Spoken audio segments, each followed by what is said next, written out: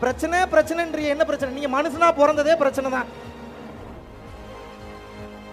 நான் இப்ப ஏதாவது ஒரு மதத்தை உயர்ந்த மதம் என்று கூறினேன்னா, இந்த கடவுளை தான் உயர்ந்த கடவுள்னு கூறினேன்னா, உங்களுக்கு எப்படி பிடிக்குதோ அப்படி கூப்பிட்டுங்கன்னு சொல்றேன். ஆனா உங்களுக்கு வாழ்க்கையில் தெளிவு பிறக்க வேண்டும் என்றால் நீங்கள் புரிந்து கொள்ள வேண்டிய மாபெரும் விஷயம். நீங்க பாருங்க, இன்னும் 100 பேர் வந்தாலும் என்னால சமாளிக்க முடியும். எத்தனை பேர் வந்தாலும் சமாளிக்க முடியும்? இன்னும் 1,00,000 பேர் எகைன்ஸ்டா சுத்தி நின்னீங்கன்னா கேஷுவலா நின்று டீல் பண்ணுவேன். இப்ப நான் பெரிய ஆளா இல்லையான்றது இல்ல. மாணவர்களே, இன்று ஒரு விஷயத்தை தெளிவாக புரிந்து கொள்ளுங்கள். உங்களுக்கு யாரும் மெய் ஞானத்தை போதிக்க முடியாது. உள்ளுக்குள் இருக்கக்கூடிய உங்க ஞான குரு மட்டும்தான் மெய் ஞானத்தை போதிக்க முடியும். மெய் ஞானத்தை கடந்த நிலையில நிம்மதியா வாழணும். குடும்பத்துல கஷ்டங்கள் வந்தாலும் அதை கடந்து போகணும். கர்ம வினைகளை கடந்து போகணும். உங்க வாழ்க்கையில அடுத்த கட்டம் போகணும் அப்படின்னா வாழ்வியல் கல்வி என்பது முக்கியம். எந்த கல்வி முக்கியம்? வாழ்வியல் கல்வியை வெறும் புத்தக படிப்பு மட்டும் படிக்காதே, மத்தக படிப்பு படி என்று